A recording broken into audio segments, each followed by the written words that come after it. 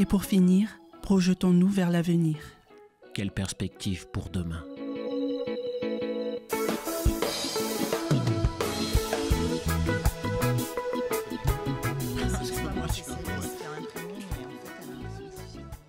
Toujours en direct des locaux de Radio Campus Clermont au 22 bis, impasse Bonabo, en direct sur le 93.3 FM, sur campus-clermont.net, sur le YouTube de la radio et sur les réseaux sociaux.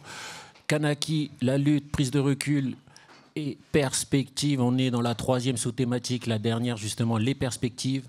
Et demain, toujours à la table, Benoît Trépied, Frédéric Mouliava, Kwane Newea. Et à distanciel, on a Denis Pourawa. Bonjour Denis, bonjour au passé. Bonjour, bonjour Yabé. Bonjour à toutes et à tous. Merci d'être présent à distance par les réseaux. Céleste, c'est toi qui tiens le micro pour les questions. C'est parti, et demain? Et oui, on commence directement avec les militants Kwane Newea et Frédéric Mouliava. Et demain, l'indépendance, elle résonne souvent comme un retour à l'âge de pierre. Jean-Marie Tjibaou disait « On ne va pas sortir de la France par la grande porte pour revenir mendier par la fenêtre ». Et dans une interview donnée à Le Monde en septembre 2024, Hamid Mokadem, que nous avons eu juste avant, précise que la vision de Jean-Marie Tjibaou prend en compte la mondialisation, la petitesse de l'île et la nécessité de composer avec la puissance administrante. Kwane Newea, Frédéric Mouliava, comment voyez-vous l'indépendance de la Kanaki Nouvelle-Calédonie dans la mondialisation? Alors effectivement, nous vivons dans un monde globalisé. Je pense que ce n'est pas un frein à l'indépendance de la Kanaki Nouvelle-Calédonie, bien au contraire. Il faut y voir des opportunités en termes de relations avec d'autres États, en termes d'interdépendance, on parle souvent de cela. La Kanaki Nouvelle-Calédonie a de nombreux atouts, a de nombreuses ressources qu'il faudra faire prospérer, il faudra construire un pays qui nous ressemble avec les atouts et les limites aussi de l'insularité. Mais en tout cas, pour vous répondre, ce n'est pas un frein à l'indépendance, bien au contraire.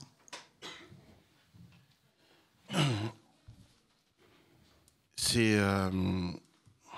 Monsieur Pidgeot, Charles Pidgeot, qui disait dans une interview de comment ça s'appelle le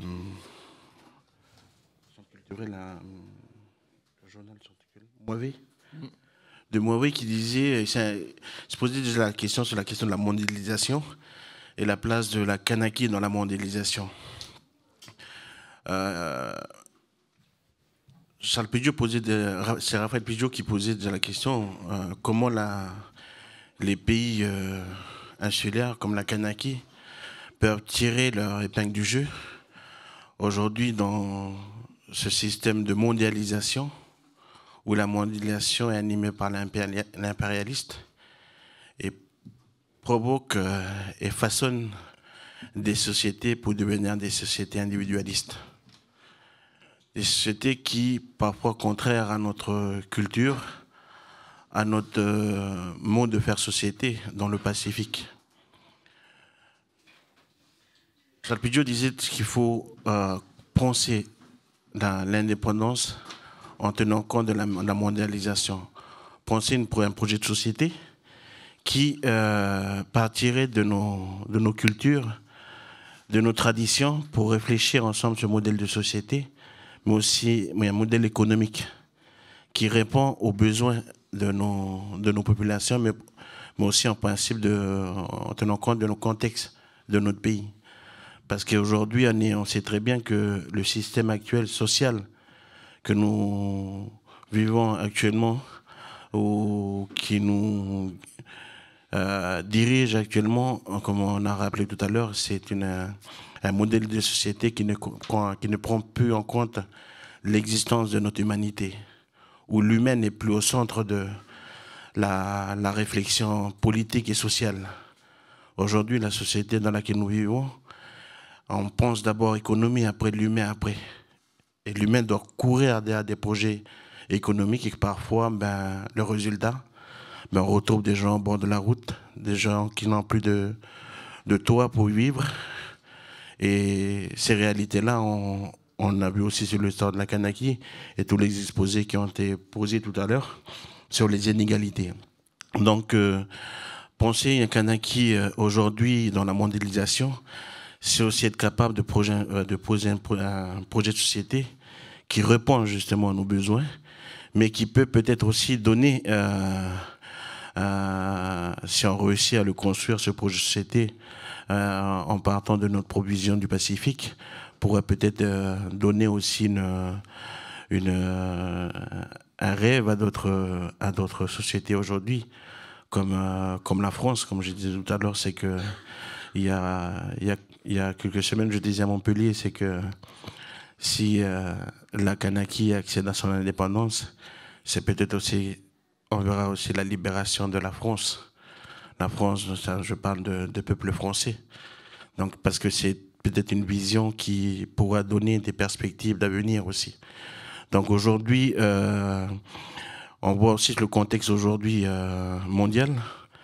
On voit qu'il y a des enjeux, il y a des stratégies politiques et économiques qui se créent autour de la Kanaki, avec l'axe Indo-Pacifique, avec les guerres, on se montre, guerre politique entre l'Europe et l'Amérique, entre Ukraine et Russie.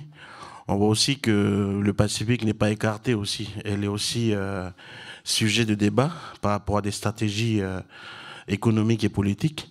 Donc peut-être aussi, nous aussi, c'est aussi la perspective.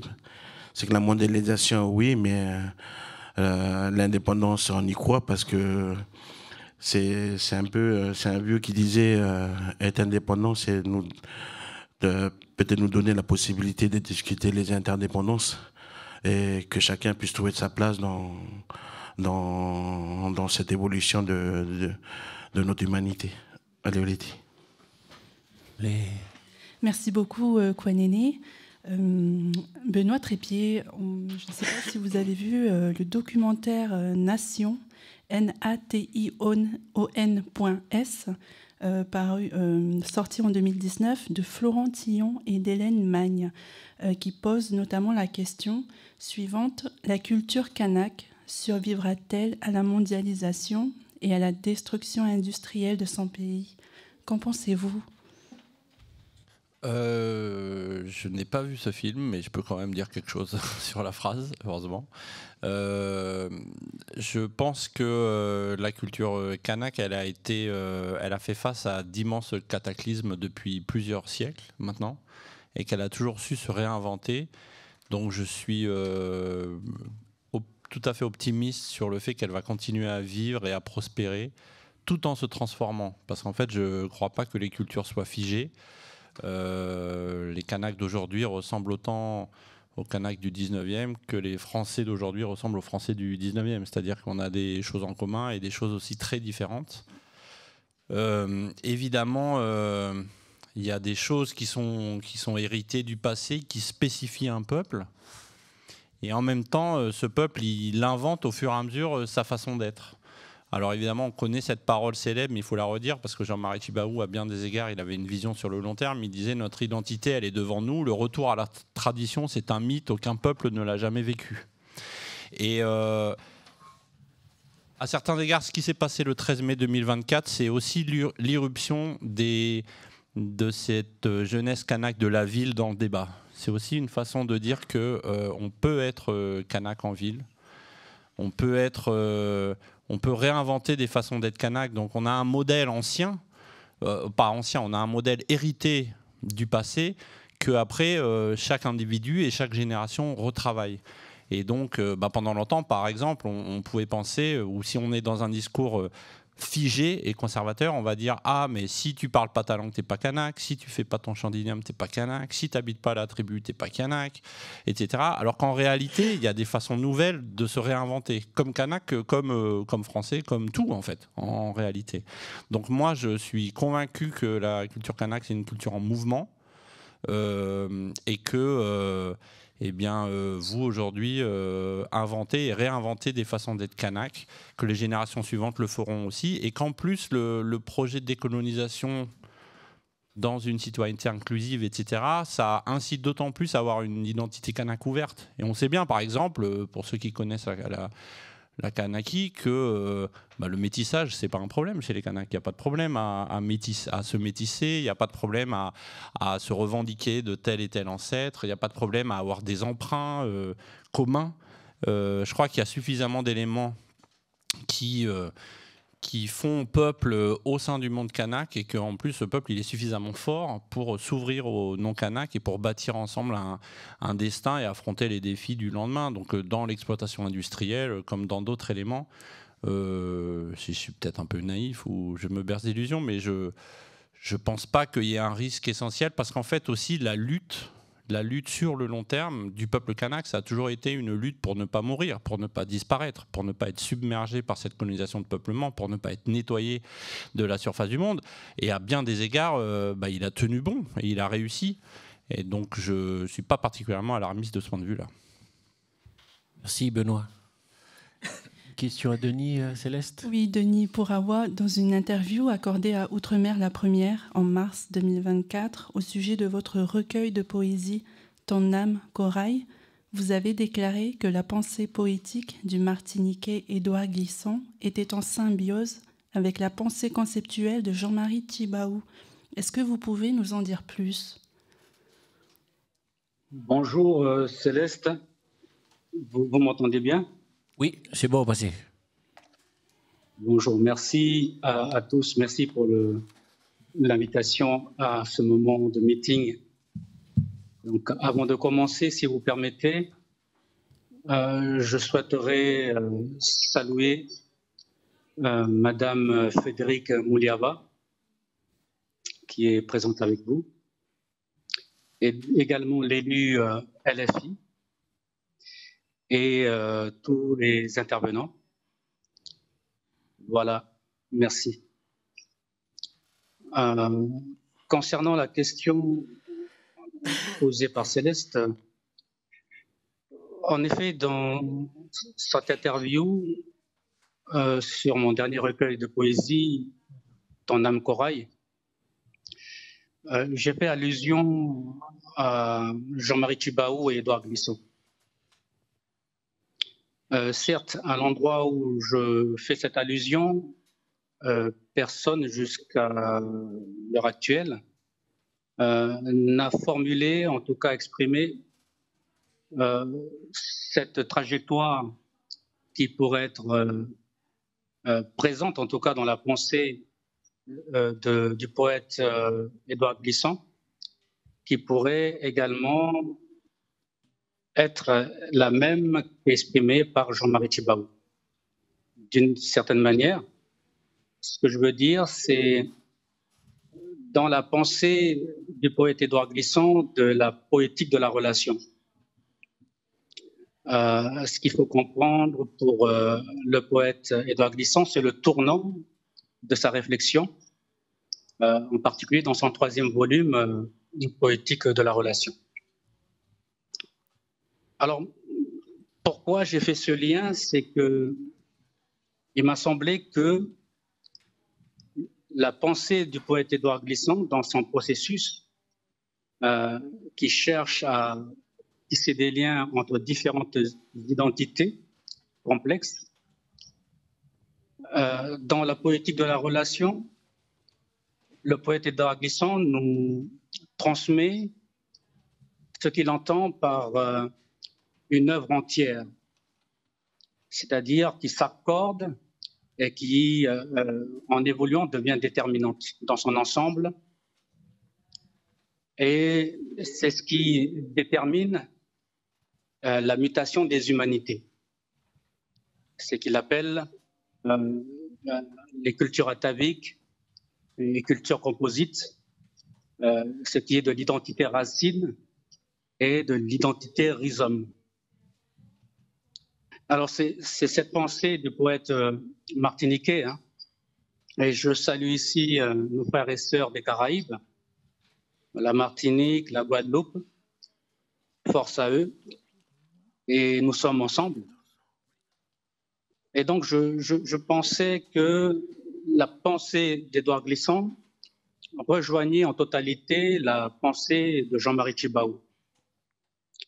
Tout à l'heure, mon frère Wanene Wea disait le chemin, la pensée, l'expression de Jean-Marie Tjibaou sur le pari de l'intelligence.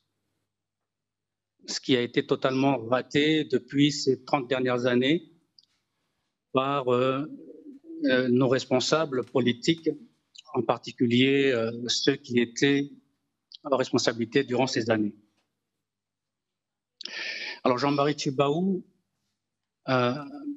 argumente la pensée mélanésienne kanak à travers ce que vous connaissez pour beaucoup d'entre vous, le récit généalogique du personnage culturel mythique de Théa Kanaké. Ici, comme ce que je dirais, identité racine, qui rejoint Édouard Glissant. Et l'identité de Théa Kanaké, s'ouvrant aux autres cultures, c'est-à-dire européennes, qui est dans le même souci que le poète Édouard Glissant, de ce que ces personnages pressentaient des enjeux sociétaux et civilisationnels des années 80-90, bien sûr les sociétés sous-développées, le tiers-monde, face aux pays dominants développés. Donc ce sont des personnes qui ont dégagé de la pensée pour tenter d'apporter des solutions à leur propre pays, à leur propre situation au niveau de leur territoire. Et donc, chacun a développé des concepts. Alors, c'est en ce sens que j'ai formulé cette c'est-à-dire combinaison qu'il pourrait y avoir entre la pensée d'Édouard Glissant et la pensée de Jean-Marie Tjibaou sur ce qui touche à nos sociétés en Outre-mer, c'est-à-dire comment est-ce qu'avec nos identités racines, on fait ce que Jean-Marie Tjibaou dit, je vais peut-être le lire pour ceux qui ne le connaissent pas, peut-être. Alors, Jean-Marie Tjibaou dit « Le retour à la tradition, c'est un mythe. Aucun peuple ne l'a jamais vécu. La recherche d'identité, le modèle, pour moi, il est devant soi, jamais en arrière. Et je dirais que notre lutte actuelle, c'est le pouvoir de pouvoir mettre le plus d'éléments appartenant à notre passé, à notre culture, dans la construction du modèle d'homme et de société que nous voulons pour l'édification de la cité. Notre identité, elle est devant nous. Et c'est cette parole de Jean-Marie Tjibaou qui rejoint en totalité la poétique de la relation d'Édouard Glissant. Où l'est-il passé? Merci beaucoup, Denis Pourawa. Benoît Trépied, une célèbre chanson Kaneka du groupe Vamalé intitulée Liberté. On y entend liberté, paix égale indépendance sans condition. La paix en Kanaki, Nouvelle-Calédonie, passe-t-elle nécessairement par la décolonisation? Et est-ce que c'est sans condition? Est-ce qu'il y en aurait tout de même à poser, à suivre, afin de parvenir au bout du processus de décolonisation? Là, on retourne à une question très politique, du coup, qui fait écho à ce dont on a parlé avant. Est-ce que la paix en Calédonie passe nécessairement par la décolonisation? Oui, moi j'en suis convaincu. C'est-à-dire que donc en 84, dans les années 80, Tjibaou, encore lui, disait dans ce pays, la paix s'appelle l'indépendance kanak. Tant qu'il n'y a pas l'indépendance, il n'y aura pas la paix. Et en fait, Il y a eu la guerre entre 84 et 88. Il y a eu les accords de Matignon qui ont ramené la paix parce qu'on a accepté de repousser la question de l'indépendance, donc de la c'est pour deux choses en fait les accords.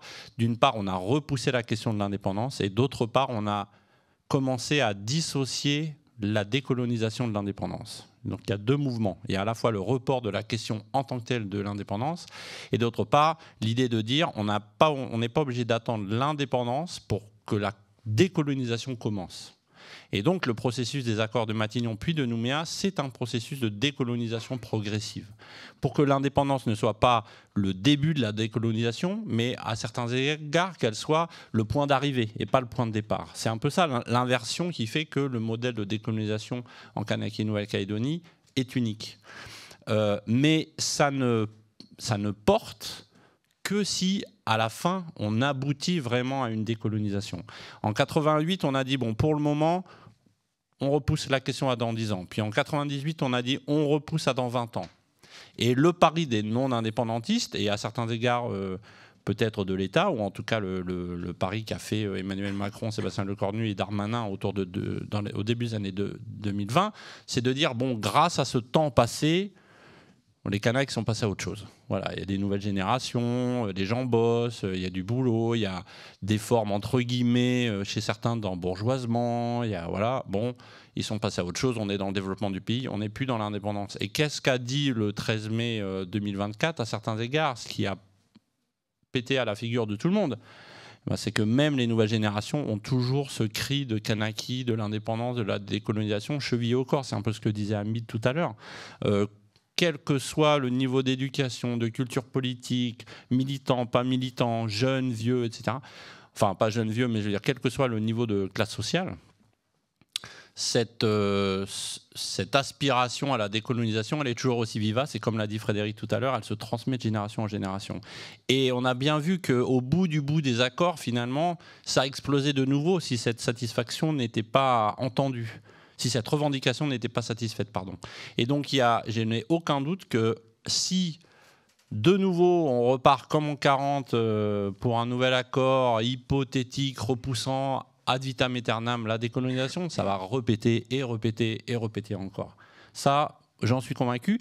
Et je forme le vœu, j'ai l'espoir que si le 13 mai a eu une vertu, peut-être, c'est que plus de gens ont compris ça en Calédonie, et notamment un certain nombre de gens qui ne voulaient pas le voir, ou qui pensaient qu'on pouvait continuer business as usual, qui faisaient comme si toute la société contemporaine n'était pas construite sur du sable, qui est cette prise de possession non assumée, la violence coloniale originelle. Donc, à mon avis, oui, il n'y aura pas la paix dans ce pays tant que cette aspiration au recouvrement de souveraineté ne sera pas satisfaite. Maintenant, sur la question des conditions, en fait, ça renvoie à dire mais quel type de souveraineté, quel type d'indépendance. Et en réalité, c'est sur ça que devraient porter les discussions aujourd'hui, parce que jusqu'à présent, comme on l'a dit, le mouvement indépendantiste a toujours dit aux non-Kanaks, venez, il y a la place pour vous. Il y a la place pour vous. Et une façon de poser les questions, c'est de leur demander de quoi avez-vous peur ? Parce qu'en fait, il y a toujours un décalage entre les Kanaks qui disent non, l'indépendance, c'est une question de dignité, et les autres, ils disent oui, mais s'il y a l'indépendance, on n'aura plus rien à bouffer, il n'y aura plus d'éducation, il n'y aura plus de santé. C'est donc des peurs, en fait. Et du coup, l'enjeu de la négociation, peut-être, est de travailler sur ces peurs. Qu'est-ce qui fait peur ? Et comment on peut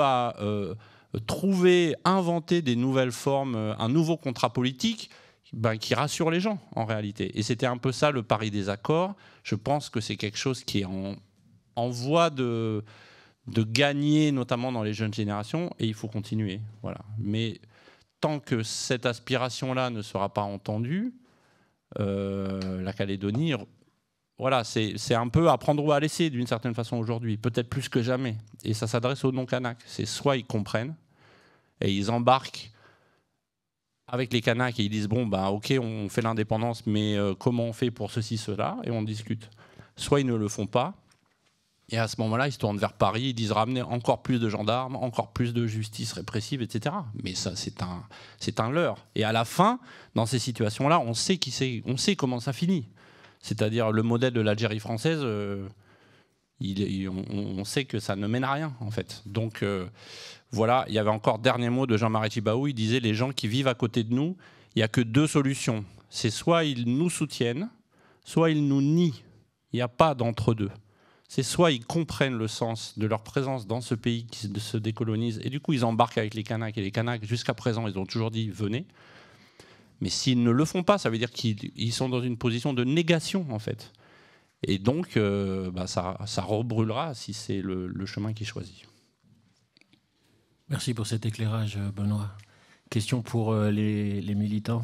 C'est ça. Kwanene Wea et Frédéric Mouliava, les bilatérales sont en cours entre l'État, représenté par le ministre des Outre-mer Manuel Valls, les partis non indépendantistes et les partis indépendantistes. Après plus de 30 ans depuis les premiers accords et suite aux événements de mai 2024, qu'est-ce que vous espérez de ces discussions en cours ? Qui commence? Ça s'adresse à vous deux. Pour ceux qui n'écoutent pas, ils sont en palabre là. Et il ne faut pas que ça dure trop longtemps parce qu'on est à la radio, on est en direct. Hein. Oui, pardon. C'est difficile d'espérer des discussions sereines avec des responsables politiques qui ont publiquement annoncé qu'ils voulaient foutre le bordel dans notre pays l'année dernière. Soit. En tout cas, nous sommes résilients, nous sommes positifs. La tâche, elle va être ardue pour nos responsables, mais parce que les antagonismes sont vraiment très creusés, très, très importants. Moi, ce que j'espère, c'est une paix durable pour nos enfants. Je ne dis pas nos arrière-petits-enfants, je dis bien nos enfants. C'est-à-dire qu'il y a une temporalité là qui est quand même un peu moins longue de ce que disait un petit peu Benoît tout à l'heure. Et cette paix durable, elle passera obligatoirement par l'achèvement du processus de décolonisation et par l'indépendance de la Kanaki Nouvelle-Calédonie. Donc voilà, c'est peut-être dire que le projet d'indépendance, et Sakwan l'a dit tout à l'heure, c'est un projet qui est inclusif. C'est avec tout le monde qu'on veut faire peuple. Et on a besoin de tout le monde pour construire cette indépendance. Ce n'est pas la propriété seule de nous, indépendantistes. Et je pense que l'histoire de la lutte kanak, elle a montré que l'indépendance, on la veut avec ceux qui veulent faire peuple avec nous.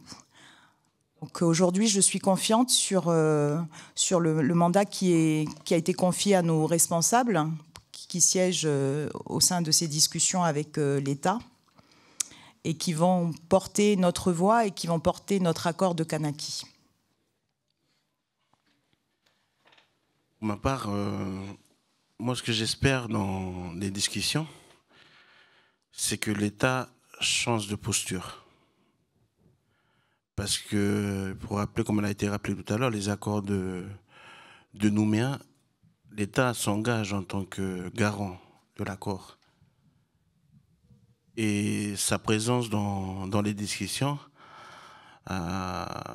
lui donne une posture de neutralité.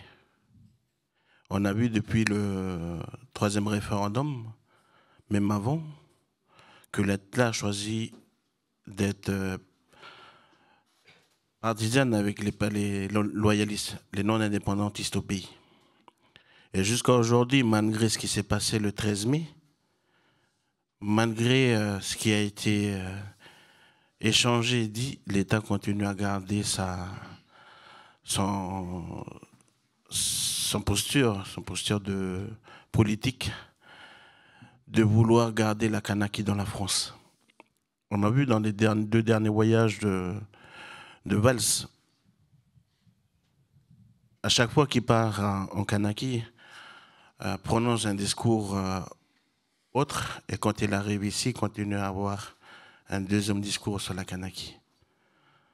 La semaine dernière, dans les réseaux, on entendait, parce que je l'ai découvert dans les réseaux, où il parlait s'il y a une nécessité de retirer la Kanaki de la liste des pays à décoloniser. Comment, moi je parle en mon nom, je parle pas au nom du FLN CAS, je n'ai pas été habilité à parler au nom du FLN, mais comment peut-on parler avec un État qui est dans le déni? comment on peut construire un avenir avec un État qui n'écoute pas, qui impose ses lois chez nous. Donc, moi, c'est ce que j'espère dans cette discussion, que l'État puisse à un moment donné se remettre en question de sa responsabilité, de tout ce qui s'est passé en Kanaki depuis la prise de position de notre pays jusqu'à aujourd'hui, avec tous les morts qu'on a eus. Parce qu'aujourd'hui, le Kanak continue toujours à compter ses morts. Et ces projets de discussion qu'il a mis en place, ça n'engage que moi, mais mon analyse a pour but de maintenir encore la Kanaki dans la France. Donc, moi, j'espère que son statut va changer, sa posture.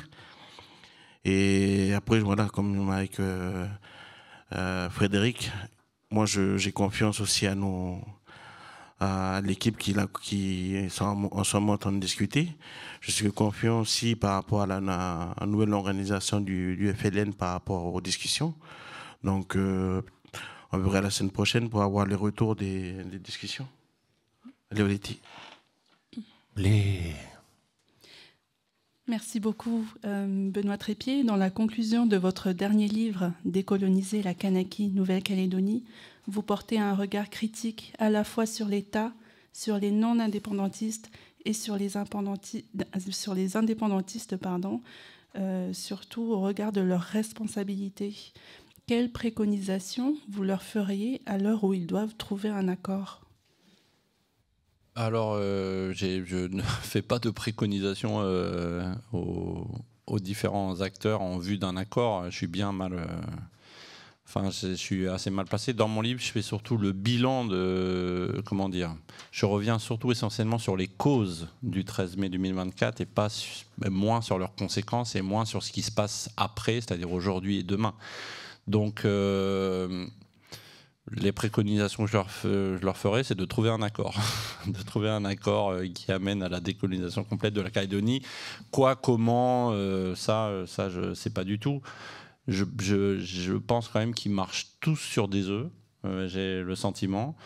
Et il faut quand même se rendre compte qu'à mon avis, on vit des jours et des semaines historiques parce que l'instant de vérité devrait surgir. Enfin, on est à l'instant de vérité, quoi. Donc, soit ils vont réussir à trouver un accord, mais je n'imagine pas que la Calédonie puisse repartir sur un accord sans enfin un recouvrement plein et entier de souveraineté à terme. Donc, et en même temps, les loyalistes paraissent à 1000 lieues de vouloir entendre ça.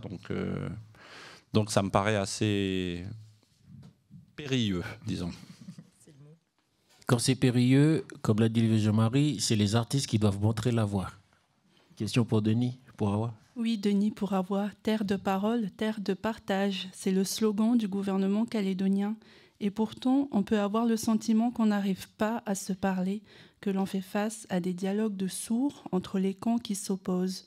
Vous qui faites un travail de recherche sur la langue et qui essayez d'écrire l'oralité kanak, comment est-ce qu'on peut imaginer une autre façon de se parler pour que l'on puisse véritablement arriver à s'écouter ?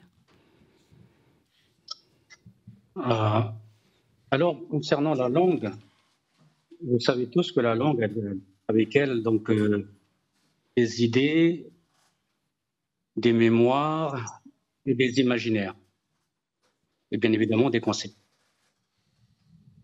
Quand on parle de décolonisation, j'ai l'impression, excusez-moi, je reviens sur la question que vous aviez posée. J'ai l'impression que la décolonisation, concernant l'histoire de la Nouvelle-Calédonie et de la France, et des discussions qui ont lieu aujourd'hui, qu'il y a déjà une certaine forme d'expérience qui en est tirée. Laquelle ? Moi, je pose la question, c'est-à-dire, est-ce que la France, l'État français, l'État colonial, a une expérience de la décolonisation ? Très concrètement. Avec Haïti, avec l'Afrique, avec l'Océanie. De quelle décolonisation parle-t-on? Moi, sur la question de la langue, de comment on nomme les choses, il faut comprendre aussi, dans le temps du présent, de ce que l'on vit, de toutes les formulations qui sont utilisées, de toutes les terminologies qu'on apporte, ce qu'on raconte de notre pays, Kanaki, la Nouvelle-Calédonie, de notre peuple, le peuple kanak. Il y a pour moi un endroit de l'histoire qui n'est pas l'histoire, qui n'est pas la même histoire. Et on ne raconte pas la même histoire. On ne parle pas du même vivant. Ça m'inquiète. Alors, sur la question qui est posée, que vous me posez,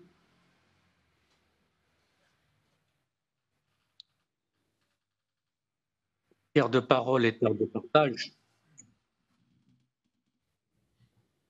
je pense à cette jeunesse qui a été une nouvelle fois sacrifiée. Je fais partie de la génération de ce que les politiques ont très maladroitement nommé les générations sacrifiées. Je ne me suis jamais comparé, ressenti comme étant faisant partie de ces générations sacrifiées. Pourtant, les politiques nous ont mis ça dans le cerveau pour nous faire croire qu'on faisait partie de ces générations sacrifiées. De quel droit?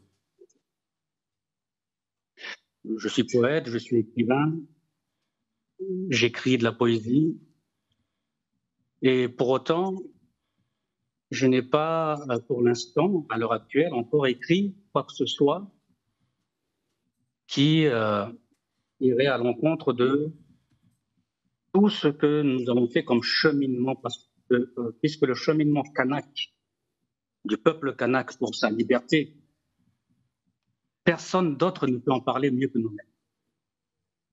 La question de la décolonisation, nous sommes les seuls à pouvoir en parler d'une manière qui puisse traiter profondément toutes les questions qui touchent à l'humain, à la société, à la culture, et qui pourraient éventuellement, encore là, c'est de l'ordre du domaine de l'espoir, d'apporter des solutions. Pourquoi je dis ça? Parce que la question de la décolonisation du peuple kanak n'est pas une thérapie. Ce n'est pas une thérapie constitutionnelle, institutionnelle, politique. Et ça, c'est dérangeant. Il y a, pour moi ici, quand je parle de la jeunesse, une incompréhension totale. Il y a comment dire ça, un puits profond qu'on ne peut pas remplir comme ça avec des mots simples ou des mots complexes qu'on essaie de tisser, raccorder. Et donc l'écoute est une valeur humaine très importante dans la société traditionnelle kanak. Et la parole est un outil à l'exercice du savoir-vivre. C'est un outil de la connaissance des valeurs de l'équilibre dans la société kanak et dans la société des hommes. Et pour les jeunes générations d'aujourd'hui, c'est très difficile parce qu'ils n'arrivent pas à écouter les politiques. Ils n'arrivent plus à y faire confiance, on va dire. Et on l'a bien vu avec le 13 mai. Et à la question donc, que vous me posez sur terre de parole et terre de partage, est-ce que c'est un dialogue de sourds? Donc, je dirais tout simplement pour conclure, il y a une méthodologie à avoir. Et il y a une méthode Kanaki. Kanaki, c'est une expérience de vie. C'est une expérience fondamentale. Elle est présente sur la terre Kanak, dans les cases Kanak, dans la coutume. Et même, vous avez des objets qui sont dans les musées nationaux européens qui racontent la trajectoire de l'expérience Kanak. Et donc, nous avons les réponses avec nous. Pour s'écouter et se respecter, il nous faut dégager d'autres savoirs, d'autres compétences qui ne sont pas actuellement en œuvre et que les jeunes n'arrivent pas à suivre, à entendre. Donc pour moi, parler des jeunes, c'est comment on peut dégager de nouvelles compétences de savoir et d'écoute qui ne soient pas dans la pédagogie pédante de ce qui a été toujours le moralisme politique depuis les années 60, 70, etc. Comment on peut réinventer dans le dialogue, avec toute la complexité qui fait l'humain, quelque chose de nouveau qui puisse irriguer à l'intérieur du cœur des jeunes générations une parole pour eux qui sonne avec la vérité. Parce que c'est la vérité que les jeunes attendent. Voilà ce que je peux dire sur Terre de parole et Terre de partage. Merci beaucoup, Denis Pourawa. Kwanene Wea et Frédéric Mouliava, on a tendance à voir les choses ainsi. C'est soit noir, soit blanc, en oubliant qu'entre les deux, il peut y avoir 50 nuances de gris. Ces nuances de gris peuvent représenter la diversité de non à l'indépendance, la diversité de oui à l'indépendance, ainsi que les personnes qui se retrouvent dans le oui et dans le non, et donc montrer qu'il n'y a pas deux grands blocs homogènes qui se confrontent, mais une pluralité de visions d'un pays à construire. Comment est-ce que vous pouvez envisager de rallier cette diversité de visions à la cause de Kanaki ?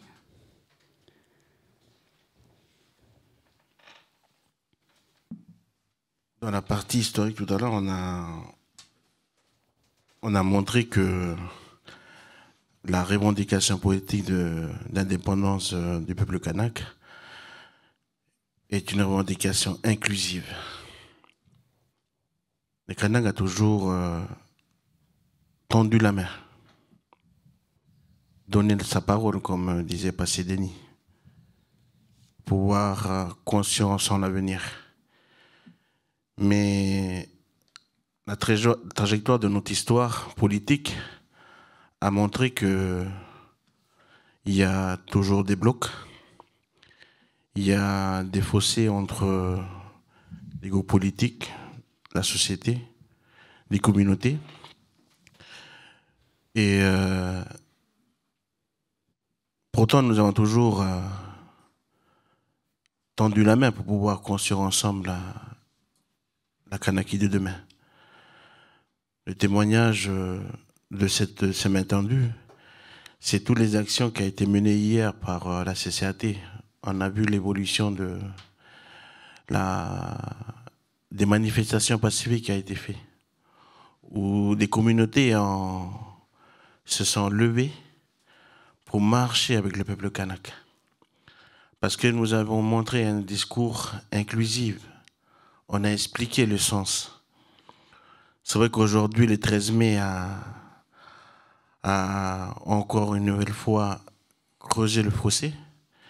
Mais je pense que je m'inscris dans la pensée de Passé Denis. C'est de maintenant, il faut réinventer des moyens pour nous rapprocher. Je disais à Lyon, il y a un mois ou 2 mois, je disais à nos jeunes Kanaks qui sont ici, parce que quelqu'un m'a posé la question, m'interpellant avant mon intervention. Il m'a dit, mais je me sens inutile ici en France. J'ai envie d'abandonner mes études et repartir au pays. Je pense que je suis plus utile en Kanaki qu'ici, parce que je vois la difficulté que traverse ma famille. Et je leur ai dit aux jeunes, c'est que après Tiendanit, malgré les 10 années qui sont tombées, après l'assassinat de Machoro et Nonaro, après la mort de 19 en Kanaki, à Goussana, les tortures qui ont été subies, personne n'a amené la guérison chez nous. Personne n'a amené la guérison dans notre peuple. C'est la capacité de résilience de nos vieux, de nos pères pour amener la guérison. Et continuer à tendre la main, réinventer une nouvelle vision, à continuer à porter ce discours inclusif. Et je pense qu'aujourd'hui, il est là. Et c'est...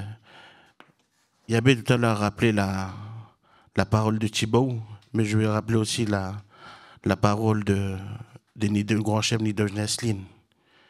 Il disait, si là où il y a la politique n'avance plus, à vous, nos artistes, de faire danser le peuple pour que chaque communauté puisse danser le pilon ensemble. Artistes, ce n'est pas seulement ceux qui jouent la musique ou celui qui sculpte ou qui fait la poésie. Nous sommes tous des artistes. Et je pense que ces vieux-là nous appellent à notre capacité, à nous d'être artistes, pour pouvoir redessiner l'image de notre peuple. Je pense qu'il est là et c'est à nous de, comme disait Passé Denis, de réinventer. Réinventer comment on doit poser la parole là où il faut, comment inventer un nouveau discours. Dans ce contexte aujourd'hui, on est pris par la mondialisation, on est pris par l'évolution. Comment s'adresser, trouver un langage qui correspond aux Kanaks, aux jeunes Kanaks dans le contexte d'aujourd'hui. Si nos pères hier, ils ont réussi, nous aussi on peut réussir à faire en sorte que nos communautés puissent se retrouver. Ou se retrouver parce qu'on se retrouve au niveau des coutumes. On se retrouve au niveau de la religion quand on va faire la prière ou quand on fait le mariage. Mais quand à partir du moment où on parle de politique, les gens se retirent pour se positionner dans leur coin. Et je pense que c'est à nous de relever ces défis et ne pas perdre espoir. Et merci. Et... Merci beaucoup, Kwanene. Benoît Trépied, dans une interview donnée à Combini, Someboy revient sur Frantz Fanon, le colonialisme français et notamment le risque pour un pays qui devient indépendant de reproduire le modèle colonial. Pour citer Someboy, Fanon attire notre attention sur notre capacité à nous-mêmes reproduire aussi les mécanismes coloniaux.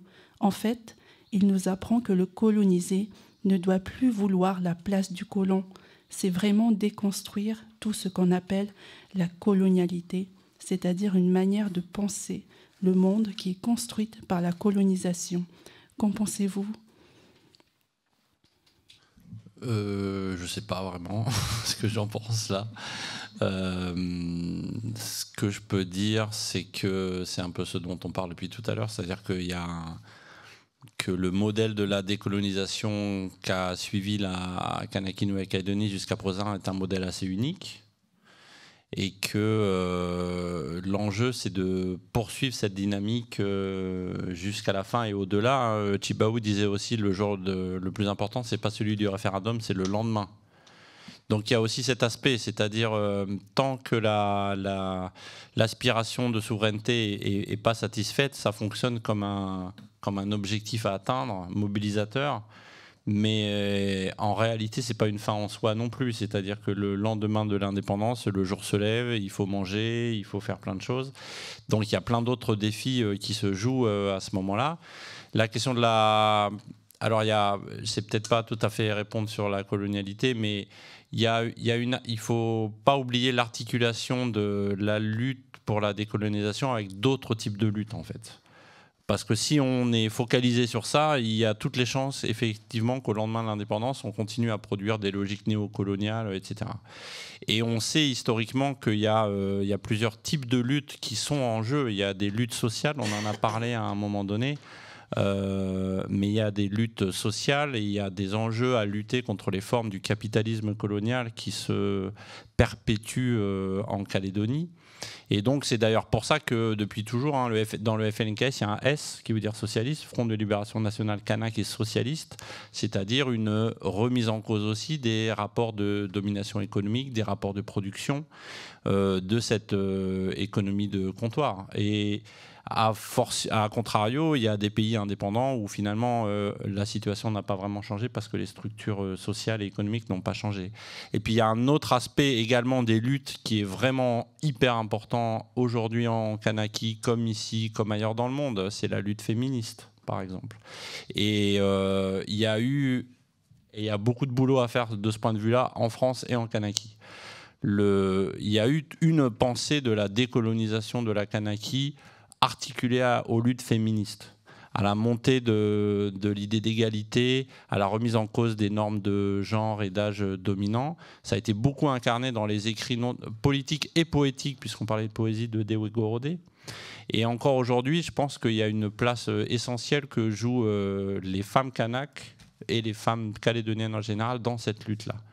Mais c'est une autre façon de le dire, c'est que si on pense que pour décoloniser, il faut simplement démultiplier des institutions qui prennent la dénomination coutume kanak, par exemple, eh bien, c'est passer à côté d'un certain nombre de réalités. Voilà. Ou une autre façon de le dire, c'est qu'il appartient aux gens de ce pays de renouveler leur façon de vivre. J'en ai parlé tout à l'heure sur la culture, et c'est la même chose sur la coutume, etc.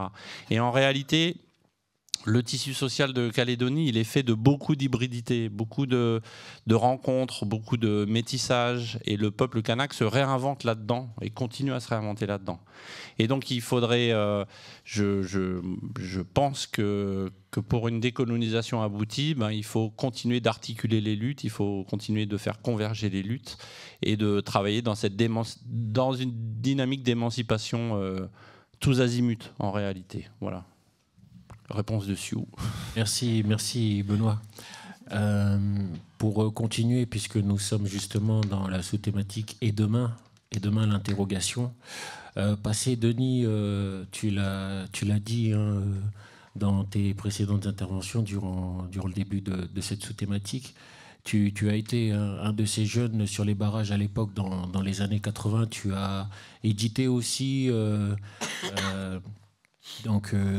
cet ouvrage sur le Te Kanake et surtout un recueil de poésie avec Tokiko qui prenait les photos des vestiges et des maisons qui ont été brûlées, des carcasses aussi dans les années 80 qui s'appelait Entrevoir les mots des murs. Tu as eu une parole aussi pour les jeunes. On parlait de Frantz Fanon notamment parmi toutes les citations très connues de Frantz Fanon. Il en a une qui est reprise souvent, et c'est « Chaque génération doit, dans une relative opacité, découvrir sa mission, l'accomplir ou la trahir. Toi, ta génération, c'était quoi leur mission selon toi à la lumière de la perspective fanonienne et les générations d'aujourd'hui qui sont soulevées le 13 mai pour demain ?» Alors, concernant ma génération dans les années 80, il y a la première et la deuxième et la troisième vague. Je veux dire par là qu'une génération, c'est assez large. Donc, il y a ceux qui, sur le terrain, militants, puisque j'étais un très jeune militant à ces époques. Donc, entre mes 14 ans, 13 ans, 14 ans, jusqu'à mes 18 ans. Et après, bien évidemment, la suite. Mais quand on est jeune, on a bien évidemment devant nous des grands frères qui sont un peu plus âgés, qui ont la vingtaine et la trentaine. Donc, et nous étions les militants de terrain. À ces époques-là, il faut savoir que quand j'étais collégien, parce que les événements ont eu lieu au moment où j'étais au collège, nous avions eu un rapport de force avec l'éducation nationale, à travers ses représentants, donc ses professeurs.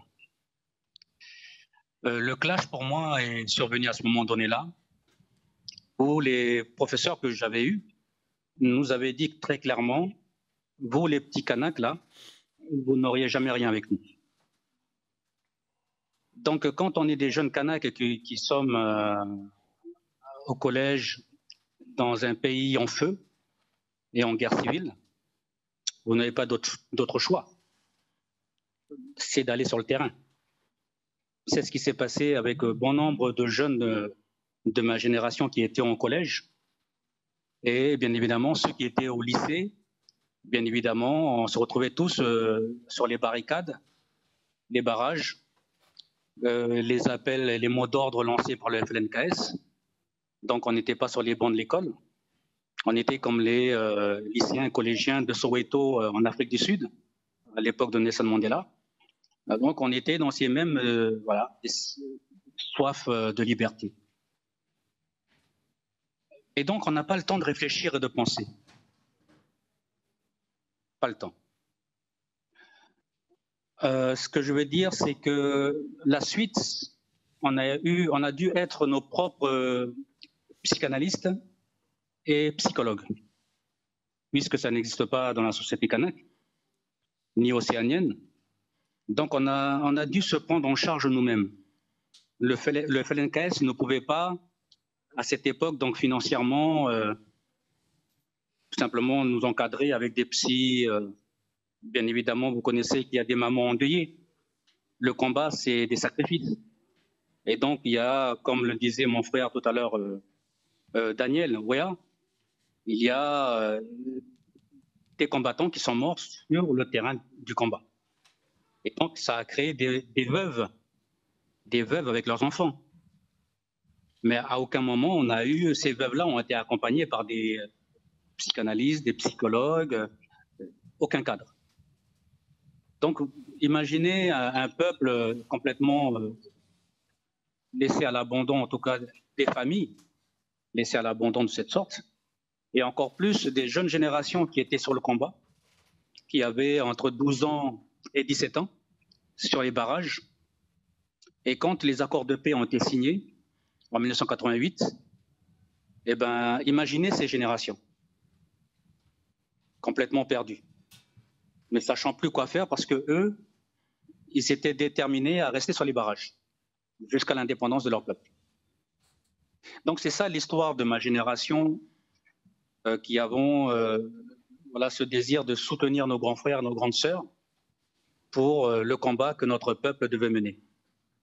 Par la suite, on devait se débrouiller seul pour tenir debout. Jean-Marie Tjibaou a eu l'intelligence de signer les accords de paix et de projeter son pays à travers ce que l'on va savoir à travers les 400 cadres et les cadres à venir, qu'il faut former des personnes compétentes pour gérer un pays. Ce qui n'est pas mon cas. Puisque je n'ai pas eu cette chance, je me suis lancé dans le milieu culturel et artistique. Et la plupart des artistes de la Kanakee Nouvelle-Calédonie sont ceux qui ont vécu sur le terrain les événements des années 80 à 88. Beaucoup d'artistes que j'ai retrouvés dans le champ artistique, culturel, étaient pour la plupart des militants de terrain. C'est vous dire, si aujourd'hui je peux dire qu'est-ce qu'on a fait ma génération, eh bien ma génération, on est la génération Tjibaou qui avons pratiqué la culture sur le terrain. Voilà ce que notre réponse à la violence coloniale. Les mamans, on approche de l'heure, il reste un peu moins d'un quart d'heure maintenant. Comment parler à un peuple, Denis, qui semble avoir perdu confiance en ses élus, et comment parler aux jeunes?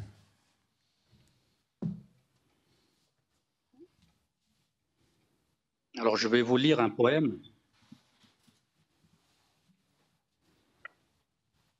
on parlait de poésie et tout à l'heure, Benoît avait cité notre grande sœur, Dewe Gorodé. Alors, ce poème, je veux le dédier à tous les prisonniers politiques kanaks, à Frédéric Mouliava et au président du FLNKS, M. Christian Théin. Nuit blanche, à la mémoire de mon grand-père et au souvenir de ma mère, Dewe Gorodé. Nuit pure, fille si libre, brillant réverbère de l'ivresse sans mal, pâle, subite lumière, dans les nuits pures. Les grains de sable en bas du tertre ancestral où s'écoulent et demeurent parfois les eaux de la bouche de rivières des requins lézards. Les grains de sable n'entendent plus les cris des pleureuses, endeuillées quand meurt le chef. Et le caméléon des bambous, dès lors, ne gémit plus et a disparu. Elle s'en est allée à jamais, la femme qui crée la vie et le sang du clan se sont éteints. La femme, source de vie, suivit l'idole dans les tortueux dédales de la ville, fut chouette et roussette nocturne, chantant et chuintant. L'espérance de la divinité si enviée à l'idole plus puissante que les totems de tous les clans. Lumière de ce Dieu qui te fascina, alors que tu cherchais ta sœur qu'il a déjà. Tu désirais être en ce lumineux soleil. Elle ne se soucie plus des caresses passées, des souffles du récif corallien. Elle n'offrira plus son visage aux vagues des marées qui submergeaient une enfance salée d'illusions criardes et d'étoiles nacrées. Toutes les nuits, ma sœur ne dort plus.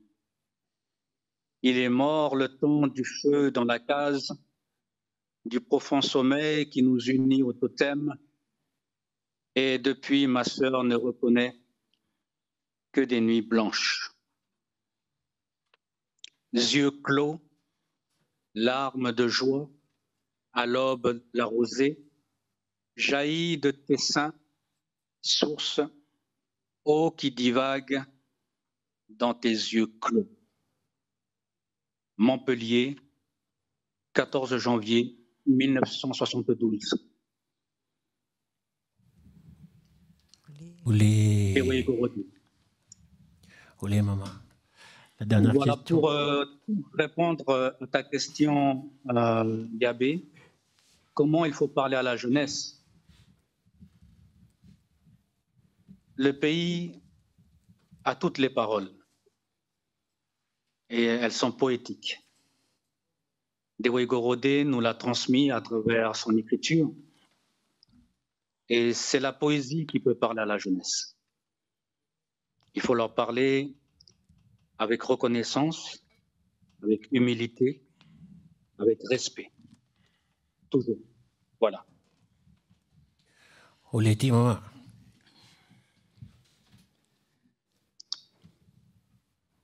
Oui, et du coup, nous avons une question pour Kwanene Wea, Frédéric Mouliava, mais aussi Benoît Trépied et Denis Pouravois. Quel message voudriez-vous passer au public, aux auditeurs et au peuple de Kanaki Nouvelle-Calédonie? Qui commence? On commencer par Benoît, après Frédéric, ensuite Kwanene, puis on finira par passer Denis. Je voudrais le message à passer, c'est peut-être que cette histoire du bout du monde nous concerne nous dans l'Hexagone. Voilà, c'est-à-dire que c'est au nom du peuple français que l'État a pris possession de la Calédonie sans demander l'avis aux gens qui étaient là sur place en 1853. C'est au nom du peuple français qu'elle a mis en place un régime colonial dont on a parlé au début, qui est extrêmement traumatique.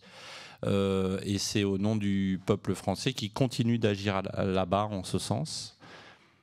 Donc il faut, même si le dossier nous paraît compliqué, lointain, etc., vu de l'Hexagone, il faut quand même à minima s'y intéresser, puisque on est très directement concerné par cette histoire finalement, que le destin de nos deux pays sont liés par l'histoire, par une histoire violente, mais que c'est en prenant conscience de cette histoire violente qu'on peut sans doute, je l'espère, conjuguer une autre forme de lien, ou en tout cas que ce pays va trouver la voie de son émancipation, tout en restant, en tout cas c'est une question qui nous concerne tous ici. Voilà. C'est d'ailleurs pour ça que j'ai écrit un livre, précisément en grande partie pour éclairer le débat pour les hexagonaux, en leur disant cette histoire ne vous est pas étrangère, bien au contraire. Moi j'ai une pensée pour mes camarades qui sont encore emprisonnés, pour Christian Théin, pour Steve, Guillaume, Erwan et Dimitri, et puis aussi pour Brenda qui est à Montpellier. J'espère qu'on rentrera rapidement chez nous pour retrouver nos proches et puis retrouver notre terre. J'ai aussi une pensée pour les personnes qui sont décédées l'année dernière. Je crois que c'est important de le dire et de le rappeler, mais toutes les vies humaines se valent. Elles n'auraient pas dû être enlevées. J'ai envie d'envoyer un message de solidarité aussi aux gens du pays qui souffrent depuis plusieurs mois, et on espère tous qu'on va retrouver le chemin, en tout cas, de la dignité, parce qu'il s'agit avant tout de dignité humaine. Et puis au risque de déplaire, je crois que dans les crises, il y a aussi du bon. Et vu la situation aujourd'hui de la Kanaki Nouvelle-Calédonie, c'est peut-être l'opportunité de réinventer quelque chose qui sera beau, qui sera plus inclusif pour l'avenir. Ça fait écho à tout ce qui a été dit depuis tout à l'heure, mais il est important d'y croire. Moi, j'y crois beaucoup. Je n'ai ni haine ni colère, et j'espère que, en tout cas, les gens du pays ils sont animés par toutes ces belles valeurs. Et une dernière phrase, c'est de dire que chacun est acteur là où il est. C'est important, c'est un message que j'adresse aux jeunes en particulier. C'est important de ne pas tout attendre des institutions, de ne pas tout attendre de nos responsables. On est tous acteurs là où on est. Voilà, merci.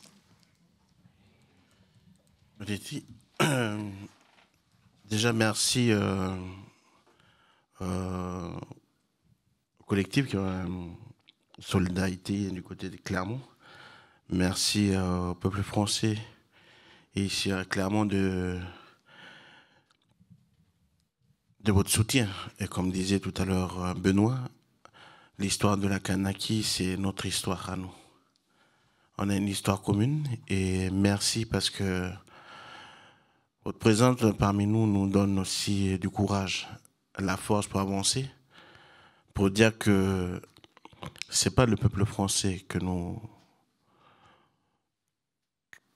notre lutte a pris cette tournure ces dernières 30-40 dernières années. C'est à cause d'un gouvernement qui parle au nom du peuple français, mais c'est pas le peuple français qui parle. Donc on tient à vous remercier pour votre soutien. Et je remercie aussi la radio de nous avoir donné cet espace aussi pour pouvoir parler de nous. Parce que, voilà, merci parce que c'est ces espaces-là qui nous permettent de parler plus longtemps, d'exposer notre histoire. Et c'est pas dans toutes les radios qu'on a 4 heures d'échange et de discussion. Merci parce que voilà, c'est cette chance qu'on a aujourd'hui. Et je voudrais aussi m'adresser à tous les enfants du pays ici. Dire que notre combat est continu. Hein. C'est vrai que la dureté de la violence qu'on a reçue en 2000, 2024, elle nous a peut-être ralenti. Mais comme disait notre président, Bichou, on n'abandonnera jamais le rêve de nos pères. Nos rêves à nous, c'est d'amener notre pays à son indépendance. Moi, c'est cette nourriture-là que j'ai grandi avec. Peu importe les moyens qu'on va mettre en place, mais on ira jusqu'au bout pour décrocher l'indépendance. Mais comme disait tout à l'heure Frédéric, cela veut dire que soyons acteurs là où nous sommes. Soyons des artistes de paix. Et je voudrais aussi vous adresser la parole pour dire qu'il y a eu beaucoup dans nos passages dans chaque ville, des jeunes qui se découragent pour abandonner les études. On arrive au moment d'examen. C'est les examens qui vont débuter dans quelques semaines pour certains, d'autres le mois prochain. Je vous encourage à aller jusqu'au bout. Allez jusqu'au bout. Parce que c'est notre pari que nos vieux nous a donné. Et il ne faut pas minimiser le fait que vous êtes ici. Si les choses sont passées au pays et que vous êtes ici, c'est peut-être que l'esprit de nos vieux, l'esprit de Dieu a fait en sorte que vous soyez ici. Parce que peut-être ce sera vous demain les artistes qui vont faire danser le pays pour que les gens puissent danser ensemble depuis l'eau. Donc, soyez forts, continuez à vous encourager entre vous, donnez du courage à certains qui ont besoin et marchez, continuez, que la lutte continue et vive Kanaki Oletiamde. C'est Denis, le mot de la fin. Je m'accorde avec toutes les paroles qui viennent d'être dites. Voilà. Avec beaucoup d'humilité et de respect, je m'accorde à eux. Et simplement, je vais remercier, voilà, aussi. Oui, le Clermont-Ferrand. Le technicien, Radio Campus, Yambé, Célestine, merci pour le travail que vous avez réalisé. À toi, Yabé, Célestine, et à tous les membres de l'association de Clermont-Ferrand et aux techniciens de la Radio Campus. Merci infiniment pour eux et à tous nos invités. Moi, mon petit mot de fin, en pensée à la Kanaki et à tous les Outre-mer et à l'Afrique et à Haïti, notre chemin est celui de la décolonisation des imaginaires coloniaux. C'est la formulation que je donne. Et je vais vous lire ce petit poème pour terminer. L'éveil. L'éveil qui tarde à disparaître. L'étape vertigineuse, la décisive réinvention. Captive la toile dilatée d'une élaboration à tisser. La famine spirituelle verte de la langue hérissée du dernier peuple d'Amazonie chante la louange éternelle. L'étau ailé des cicales bleuies du mythique Pacifique. La métamorphose prodigieuse prolifère du serpent arc-en-ciel aborigène. La parade nuptiale des lucioles des Indiens d'Amérique. La pulsation du feu maya et aztèque. Le glissement du temps furtif du glaive celtique. L'assaut onirique à l'universel des danses africaines. La fourche de l'histoire s'est transmise toile, communicative et disciple du verbe vert en vertige, que l'abeille de l'été butine, que le ver de terre laboure, les peuples verbes premiers de l'étape vertigineuse s'entendent. Vive la Kanaki libre, souveraine, vive les Outre-mer libres, souverains, vive l'Afrique et vive Haïti. Merci. Olé. C'était Kanaki la lutte, prise de recul et perspective, en direct et en vivant sur Radio Campus Clermont 93.3 FM, Radio Campus dans ton son de système, et aussi sur les réseaux www.clermont-net et puis sur YouTube également et sur les réseaux. On se quitte avec les artistes en musique. Ce morceau, vous l'avez entendu sur tous les barrages, c'est Makukuti, Joe Bunacha Voilà, merci Céleste, merci Kwanenewea, merci Frédéric Mouliava, merci Benoît Trépied, merci Denis Pourawa, merci Hamid Mokadem, merci Isabelle Merle, merci l'association Kenou du Pacifique, Radio Campus, Histoire Crépus, Somboy, Oleti, merci le public. C'est parti, Makukuti, Jobunacha, et on se dit à bientôt sur le 93.3.